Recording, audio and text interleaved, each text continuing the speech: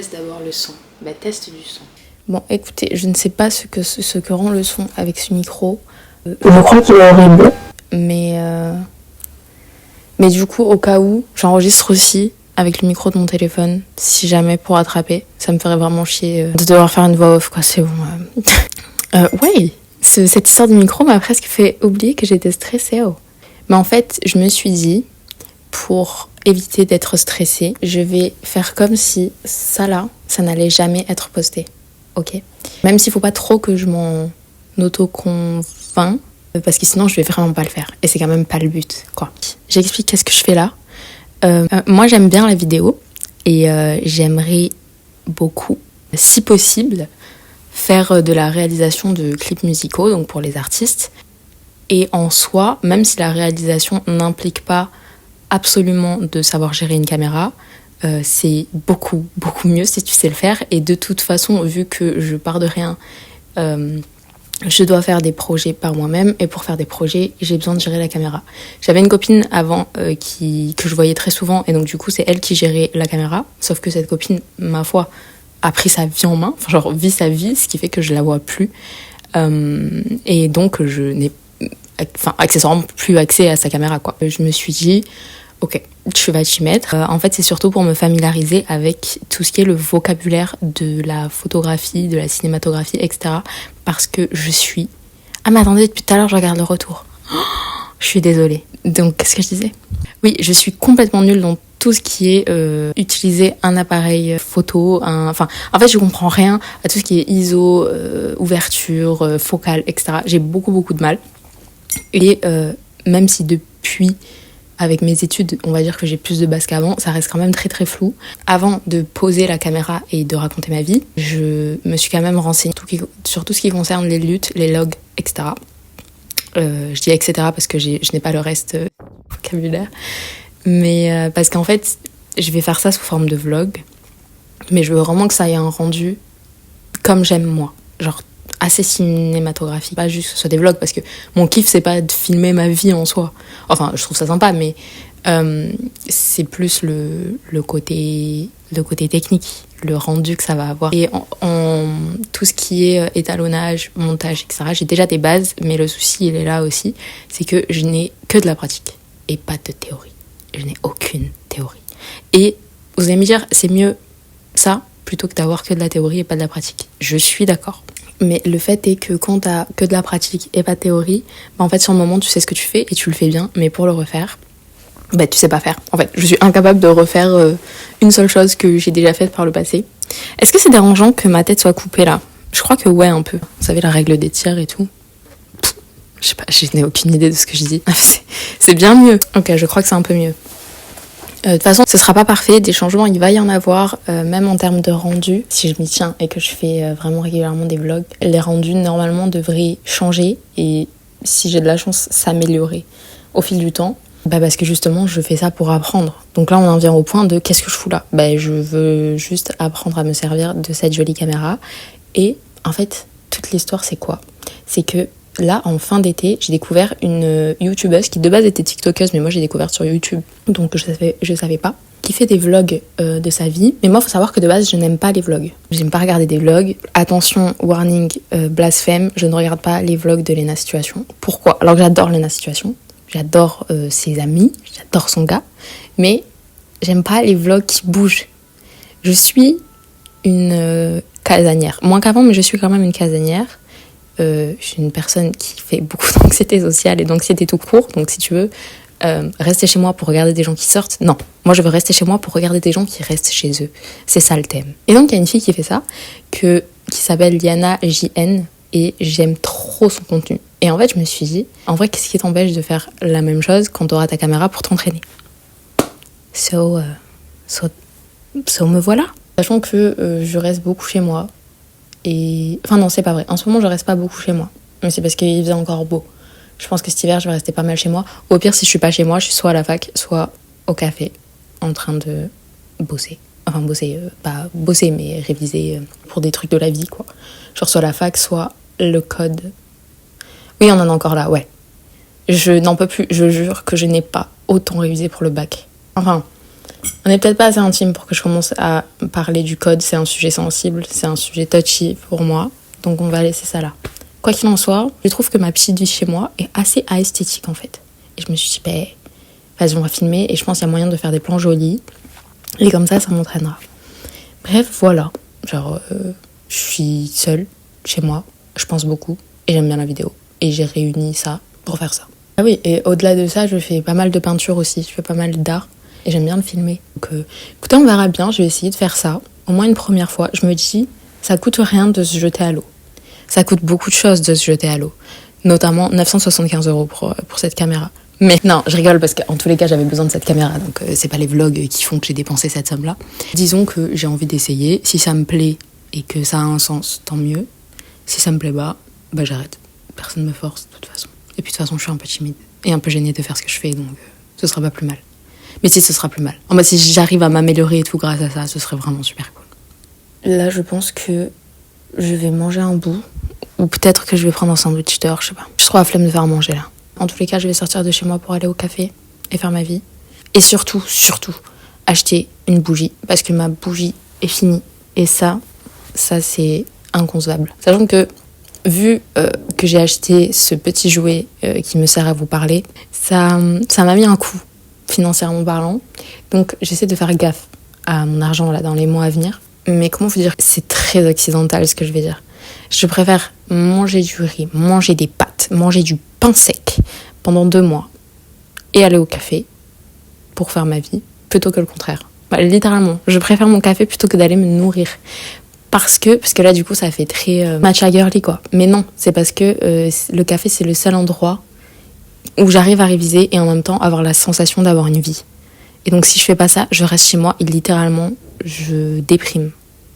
Enfin, j'adore rester chez moi. Faut être honnête, en ce moment, j'aime moins rester chez moi qu'avant. Alors que de base, c'était genre, mon moment, c'est quand je restais chez moi. Là, beaucoup moins. Genre là, je prends vraiment plaisir à sortir de chez moi. Pas forcément avoir du monde, mais au moins à sortir de chez moi et aller au café pour réviser. Pourquoi j'en suis venue au café alors que de base, je parlais de la bougie? En tout cas, ma bougie aussi m'est indispensable. En fait, c'est des petits trucs comme ça qui paraissent très anodins à première vue, mais qui représentent beaucoup dans mon quotidien. Je vais être très instable émotionnellement parlant, et j'essaie vraiment, avec beaucoup d'entrain, de trouver des astuces pour mieux vivre mon quotidien, mieux vivre ma routine, mieux vivre le changement des saisons. Et là, en ce moment, ce que j'ai trouvé, c'est vraiment aller réviser au café, pas tous les jours parce que ça reviendrait cher, mais aussi souvent que possible, et me mettre une bougie dès que je suis chez moi. Sachant que je précise parce que éviter de faire ça avec des bougies qu'on trouve genre à Castorama ou juste en grande surface ou quoi, parce que c'est très toxique pour la santé. Mais bon, en tant que fumeuse, je pense que c'est pas...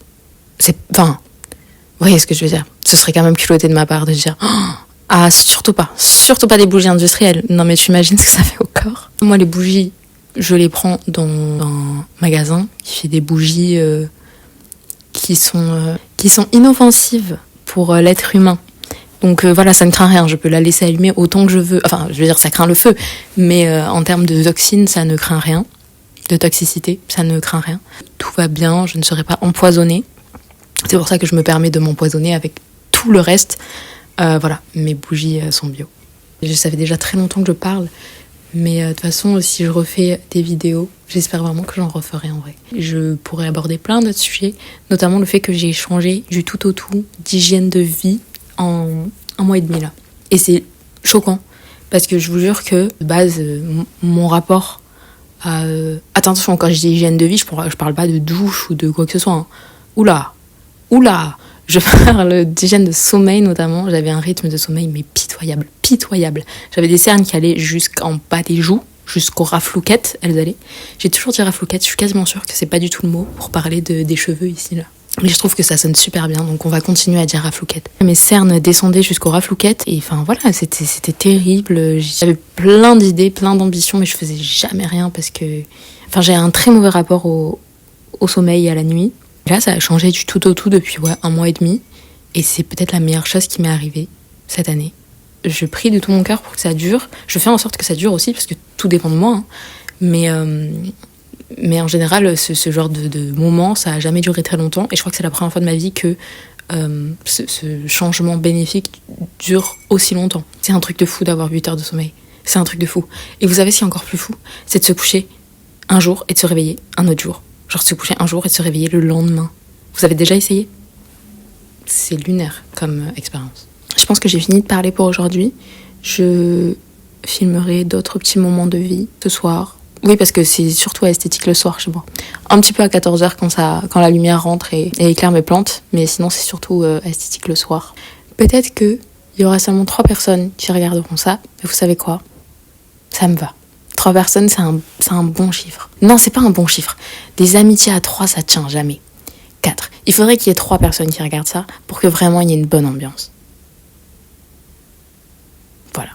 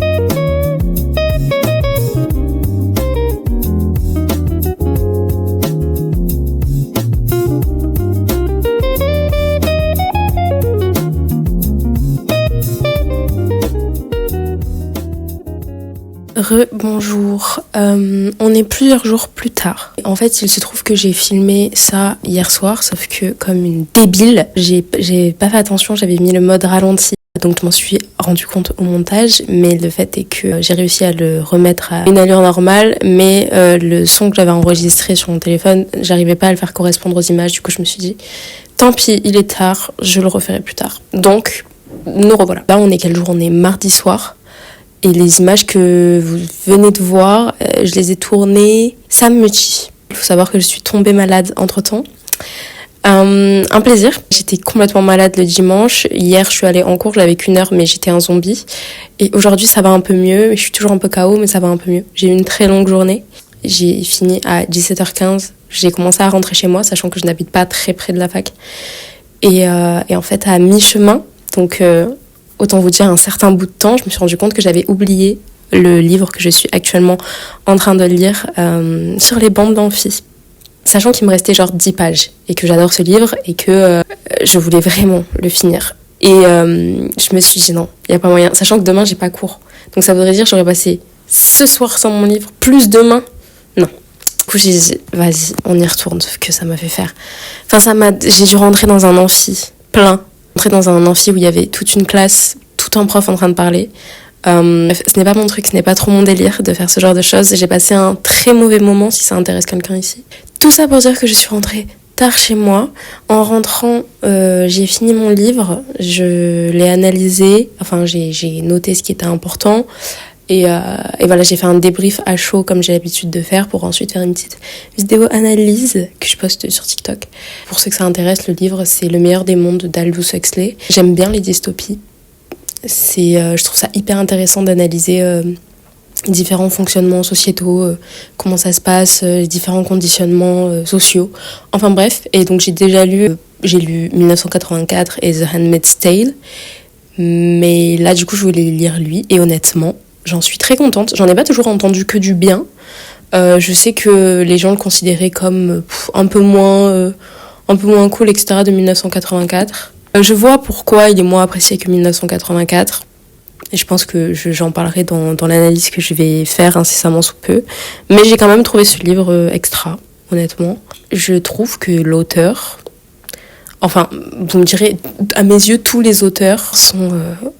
incroyablement talentueux parce que je me dis mais d'où tu vas pêcher ces idées, genre d'où tu as une imagination qui va aussi loin, une réflexion qui va aussi loin. Moi ça me fascine. Bon évidemment pas tous les auteurs tu vois, mais ceux qui font des dystopies. Après forcément vous allez me dire ma référence c'est George Orwell donc forcément le mec est ultra talentueux donc c'est normal que je me dise ça. Mais même à Aldous Huxley je lisais et je me disais mais frère t'es trop smart genre. Tout ça pour dire que j'ai beaucoup aimé, ça m'a beaucoup fait cogiter. Parenthèse, grosse parenthèse, terminée. Je me suis dit que ça serait sympa de vous montrer du coup les plans avant et après étalonnage. C'est-à-dire qu'après étalonnage, c'est comment vous les avez vus, donc je vais vous les remettre. Mais en split screen, je vais vous mettre aussi les plans avant l'étalonnage, donc avant l'application des modifications des couleurs, des lumières, des contrastes, etc. Et voilà, pour vous dire un petit peu ce que j'ai fait. Et je suis assez contente de moi, honnêtement. Je suis très contente du rendu. Bon, c'est pas parfait, hein. Je veux dire, les pros dans ça, ils vont se dire, ma go, qu'est-ce que t'as fait? Mais votre go, elle essaye. C'est déjà ça, en fait. Moi, j'ai voulu donner Enfin, honnêtement, je saurais pas du tout qualifier l'ambiance que j'ai donnée. Je sais pas si c'est chaud, si c'est froid. J'ai juste essayé d'accentuer un petit peu les contrastes, de faire ressortir certaines couleurs. J'aimais bien le fait que les couleurs vives soient mises en avant, quoi. Sur certains plans, c'est le rose, d'autres fois, c'est le bleu. Et sur les plans le soir, voilà, je voulais quand même vu que mes lumières, de toute manière, ont des tons chauds, je voulais, voilà, faire ressortir un petit peu cette température-là. Parce que moi, c'est ce que je préfère. Voilà, je trouve ça très cosy. Après, normal, vous allez me dire qui aime la lumière blanche. Enfin, sûrement qu'il y en a. Et c'est ok, vous êtes valide. Et ça m'a permis de comprendre tout un tas de trucs. Bon, certains que j'ai compris sans comprendre. C'est-à-dire qu'ils sont encore très flous dans ma tête. Notamment, le bail de... tu dois filmer en log pour ensuite avoir un plus grand espace colorimétrique en post-production. Moi, je sais que j'ai pas l'option log dans ma caméra. Du coup, je dois filmer avec un profil qui se rapproche le plus possible du log. Donc, j'ai filmé avec un profil que j'ai un peu... Enfin, voilà, j'ai fait mes recherches et apparemment, c'est ce qui se rapproche le plus avec la caméra que j'ai. Sauf que, étant donné que c'est pas du log, je devais rentrer... En fait, peut-être que je parle chinois. Je sais pas si cette partie est intéressante. Je crois pas que ça le soit pour vous. Enfin, pour vous, peut-être qu'on est trois. Peut-être que même il y a personne. Mais quoi qu'il en soit, je parle toute seule. Mais c'est pas grave. Ça me dérange pas. Mais, je vais quand même faire cette partie-là. Et je verrai après dans les prochaines vidéos si je continue à faire cette partie-là. Mais bon, c'est quand même un peu le but de ce que je fais, quoi. Donc, je sais pas, je trouve ça important. Vu que moi, j'ai pas un réel profil log comme option sur ma caméra, du coup, je dois, dans mon logiciel de montage, rentrer comme si j'avais filmé en Rec 709. Alors que j'ai pas filmé en Rec 709, mais c'est ce qui se rapproche le plus du log et du coup, c'est le mieux à mettre, en gros. Du coup, au moment de faire l'étalonnage, j'ai suivi une vidéo donc d'un gars qui était super, le gars expliquait très bien. Mais en fait, donc j'ai fait tout comme il a dit, sauf que moi j'aimais pas le rendu que ça avait sur ma vidéo. Après c'est normal parce que le plan qu'il étalonnait, il avait vraiment rien à voir avec mes plans à moi et donc forcément le rendu sur lui ça faisait bien et sur moi ça faisait pas bien. Mais cette vidéo n'a pas servi à rien puisqu'elle m'a permis de comprendre que l'étalonnage il va se passer en 2 étapes. Pour la première étape, on va faire toutes les modifications qui vont permettre de rendre l'image exploitable. Donc c'est-à-dire qu'on va mettre à niveau la balance des blancs, On va régler les contrastes de sorte à ce qu'ils soient justes, on va dire. Et une fois qu'on aura fait cette première partie de l'étalonnage, ensuite seulement on pourra passer à l'étalonnage un petit peu plus artistique, un petit peu plus fantasy. Et moi je voulais donner un petit peu un rendu qui tire vers le cinématique. C'est cinématique ou cinématographique qu'on dit, je sais jamais. Mais sur YouTube, ils disent toujours cinématique, mais parce que je crois que c'est le terme anglophone. On va dire cinématique. C'est plus simple, on se comprend mieux, c'est plus court, c'est mieux. Je sais pas si c'est nécessaire que je rentre dans les détails. Je vais voir si j'ai quelque chose à dire, attendez. Non, en vrai, j'ai pas grand chose à détailler. Dans la deuxième partie, j'ai mis un node pour la saturation. En ce qui concerne la température, j'ai utilisé, ça je l'ai su grâce à la vidéo du gars justement. J'ai utilisé un effet qui s'appelle adaptation chromatique, qui est plus pratique et plus précis apparemment pour régler la température. Soit. Après, j'ai mis 2 effets et juste appliqué ce que disait de faire le gars. J'ai mis un effet glow du coup pour donner un rendu un petit peu éthéré, genre, pour atténuer les détails. Et j'ai aussi mis un masque inversé, où en gros j'ai sélectionné un peu toujours le sujet principal qu'il y avait dans le plan, que ce soit moi ou l'ordinateur quand je le filmais, ou la bougie ou quoi que ce soit. J'ai mis un masque de sorte à ce que ensuite les parties non sélectionnées du masque, donc le contour, puissent les assombrir, et donc donner un petit peu cet effet lumineux au sujet principal du plan. Je crois que c'est tout. Voilà, écoutez, en vrai, peu importe s'il y a quelqu'un qui me regarde ou qui m'écoute, ça, c'est pas le but premier en soi. Enfin, c'est cool si j'ai des retours, mais c'est pas le but premier pour lequel je fais ça. Mais en tout cas, j'ai beaucoup aimé faire ça et je pense que je vais continuer à le faire. Voilà, je trouve ça rigolo, ça m'entraîne. J'ai compris tout un tas de trucs juste en faisant une seule vidéo pour l'instant et donc voilà. En tout cas, s'il y a quelqu'un ici qui m'écoute, merci à toi, merci à vous, je ne sais pas, d'avoir regardé cette vidéo et j'espère que c'était intéressant ou du moins en tout cas divertissant. Est-ce que j'ai d'autres choses à dire ?